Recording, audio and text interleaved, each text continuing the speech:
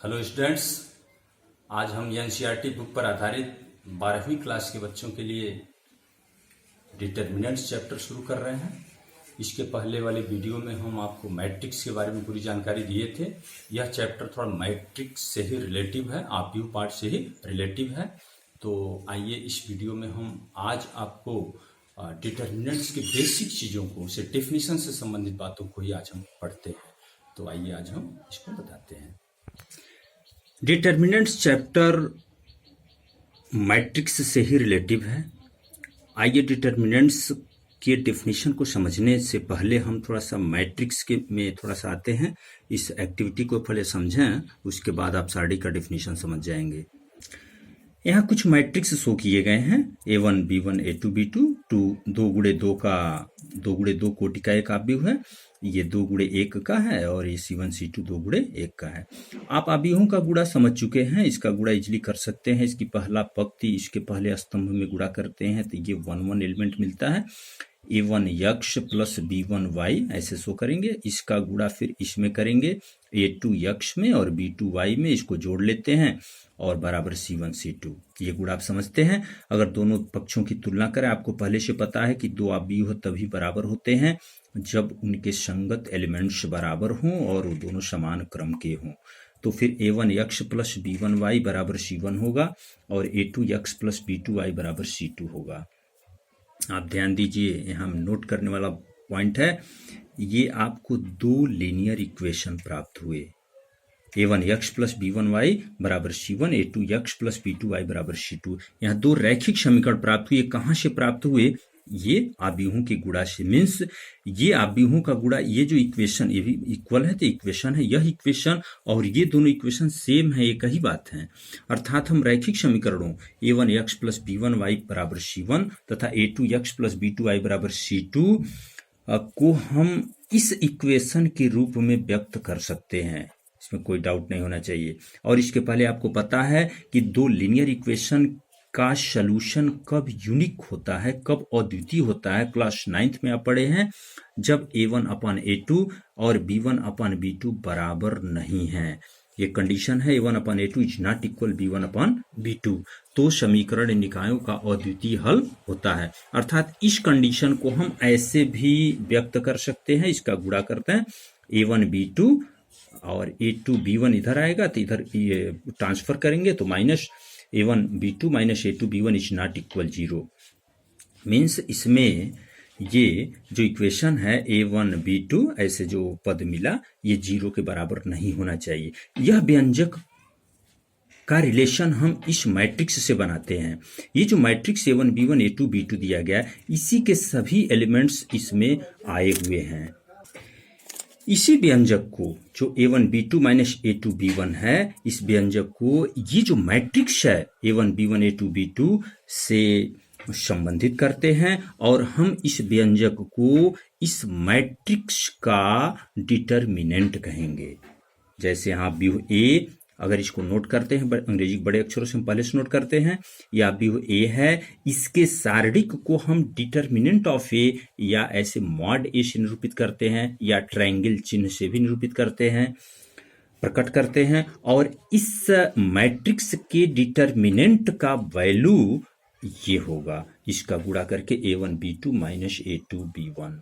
Determinants किसी matrix का होगा। बातों शब्दों पर ध्यान दीजिए, कोई डिटर्मिनेंट्स किसी मैट्रिक्स का ही डिटर्मिनेंट होगा और उसके एलिमेंट्स से हम ऐसे इस व्यंजक को प्राप्त करते हैं और इसका मान ज्ञात कर लेंगे।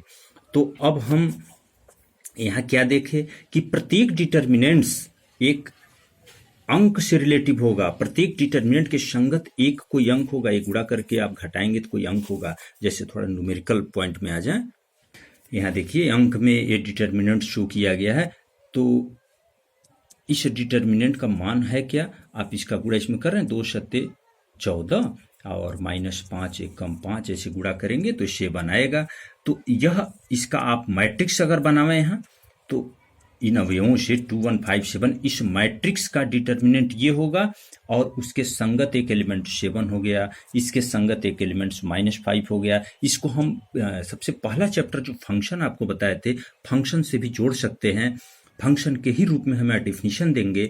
अगर यहाँ दो सेट की कल्पना करें हम, एक सेट सभी मैट्रिक्स का सेट है, आप जैसा मैट्रिक्स खोजें सब इसमें है, और ये रियल नंबर का सेट है। तो ये जो मैट्रिक्स, सपोज दैट यही M1 है, यही M1 है मैट्रिक्स, तो इसमें इसके संगत एलिमेंट्स क्या है, 7। तो ये किसी अंक, यहाँ मान लो ये 7 है तो 7 से रिलेटिव हो रहा है। ये M2 है, इसका वैल्यू कोई न कोई अंक होगा। प्रत्येक नंबर, ये प्रत्येक मैट्रिक्स एक अंक से संबंधित होगा, तो एक फलन की भांति हो रहा है। तो अब इसका डिफिनीशन हम इसी रूप में देते हैं। n कोटि के प्रत्येक वर्ग आव्यूह A, n कोटि माने जैसे ये 2 कोटि का है, 2 गुणे 2, इसका एक वर्ग आव्यूह हो तो उसको एक संख्या द्वारा संबंधित करा सकते हैं। जैसे ये वर्ग आव्यूह था, इसका मैट्रिक्स बनाए, इसका डिटरमिनेंट बनाए तो ये किसी अंक से संबंधित हुआ, संबंधित करा सकते हैं। वह जो अंक होगा जिसे वर्ग आव्यूह का सारणिक कहते हैं, उस अंक को हम ये कहेंगे इस आव्यूह का ये क्या है, सारणिक है। यहाँ 2 महत्वपूर्ण पॉइंट हैं। आव्यूह ए के सारणिक को ऐसे डिटरमिनेंट ए से प्रकट करते हैं, आपको पीछे बताया गया, और DET इस शब्दावली से प्रयोग करते हैं, डिटरमिनेंट ऑफ ए, यहाँ आपको नोट किया गया था ऊपर। और केवल वर्ग आव्यूहों के ही सारणिक होते हैं, ये ध्यान दीजिए, केवल वर्ग आव्यूहों के ही सारणिक होते हैं। जैसे यहाँ एक मैट्रिक्स दिया गया है, वर्गाकार नहीं है, ये 2 गुणे 3 का है, इसका सारणिक नहीं होगा, इसके सारणिक का कोई अस्तित्व नहीं होगा। ये ध्यान दीजिएगा बच्चों, केवल वर्गाकार आव्यूह का ही डिटरमिनेंट होता है।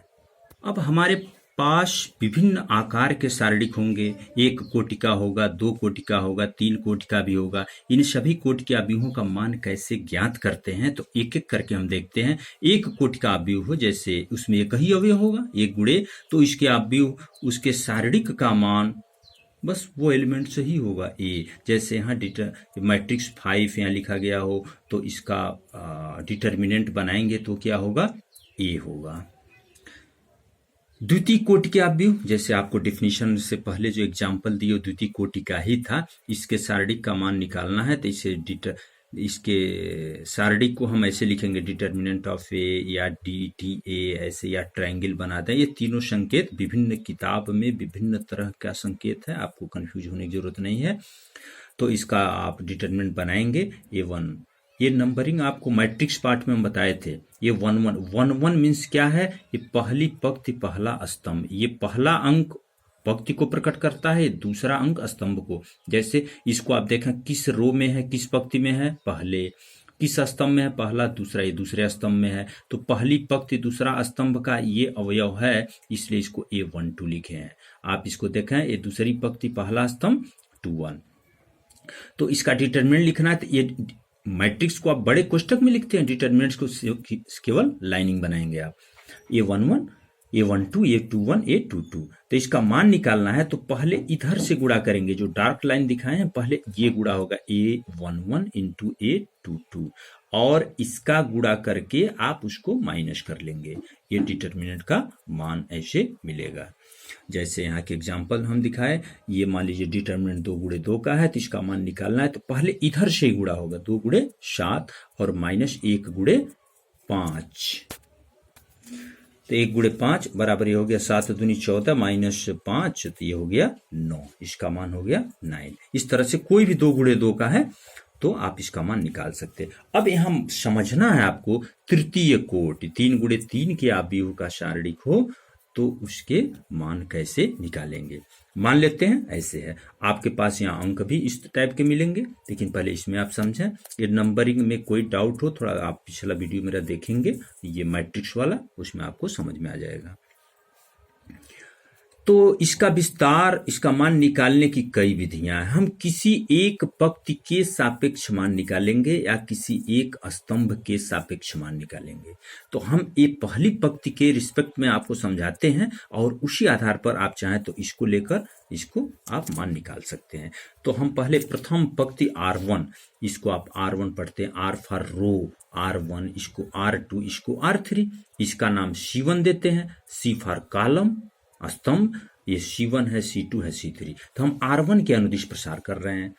तो अब इसका मान जब निकालेंगे डिटरमिनेंट ऑफ ए, तो ध्यान दीजिए आप R1 ये है आपका A11 पहला एलिमेंट्स, तो आप A11 यहाँ लिखेंगे और ये क्या होगा, प्रत्येक एलिमेंट्स के साथ यहाँ -1 पर पावर हम इन दोनों अंकों का योग कर लेंगे। ओके, जैसे यहाँ 1 1 है तो 1 + 1, और ये जब ये पहले पंक्ति के सापेक्ष हम प्रसार कर रहे हैं, तो जब ये 1 1 यहाँ लिख लिए तो ये 1 1 जिस पंक्ति और जिस स्तंभ में, इसको हटा दीजिए, आप इसको हटा दिए तो इन अवयवों का एक डिटर्मिनेंट बना के रख लें, A22 A23 A32 A33, यहाँ जो अंक होगा लिख देंगे, फिर यहाँ प्लस करेंगे।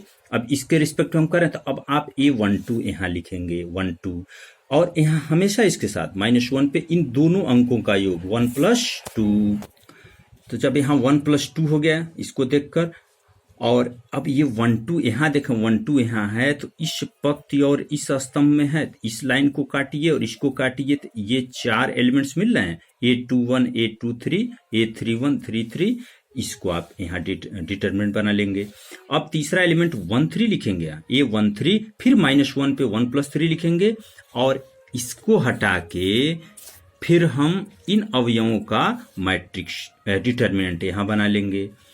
और -1 पे जब 1 + 1 2 होगा, तो 2 में से -1 पे 2 तो प्लस ही होगा, तो A11 यहाँ लिख के, और इसका मान अभी ऊपर वाले मान में ये 2 × 2 में हम आपको बताए यहाँ, तो इसका सीधे A22 में A33 का गुणा और माइनस इसका गुणा इसमें कर लेंगे।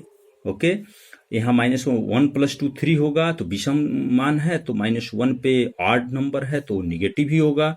A12, फिर इसका गुणा सीधे इसमें करके देखिए, और इसका गुणा इसमें करके, ओके, और इस तरह से ये तीसरे को भी यहाँ दिखा सकते हैं, और इसको कैलकुलेट कर लेंगे जो मान आएगा। जैसे एक हम अंकिक सवाल आपको बता दे रहे हैं, जैसे इसका मान ज्ञात करना है आपको, तो हम इस सारणिक को पहले पंक्ति के ही रिस्पेक्ट में इसका प्रसार करते हैं हम। चलिए, तो यहाँ 2 लिखते हैं 2, तो हम इस -1 पे हम यहाँ शो नहीं ये मान लिखा दिए। जैसे ये 2 का नंबरिंग क्या है 1 1, ये तो आपको पता है 1 1, जब 1 + 1 करेंगे तो इवन नंबर आएगा, तो प्लस ही होगा। अब 2 यहाँ लिखे, तो अब इस स्तंभ और इस पंक्ति को हटा दिए, तो 1 2 4 6 यहाँ आ गया।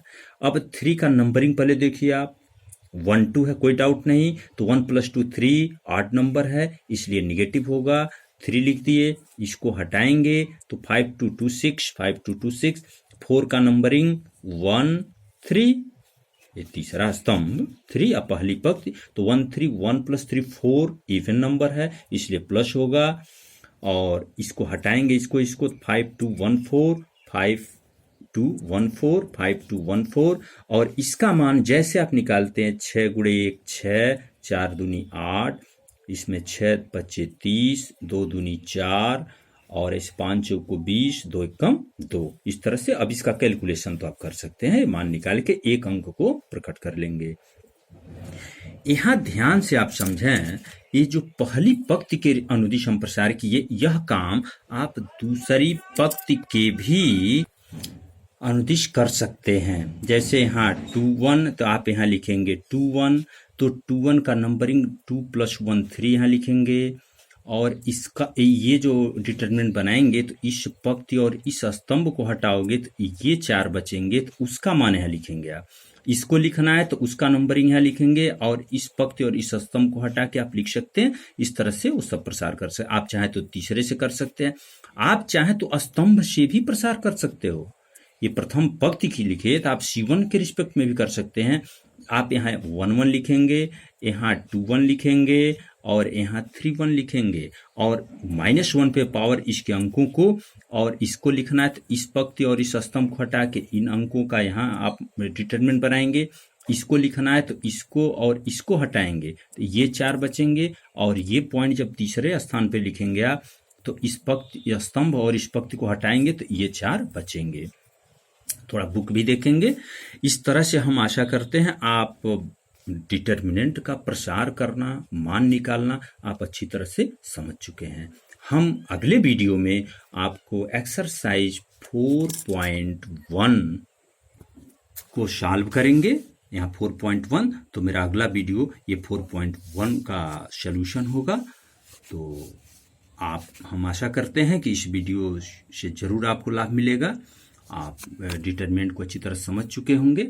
ओके।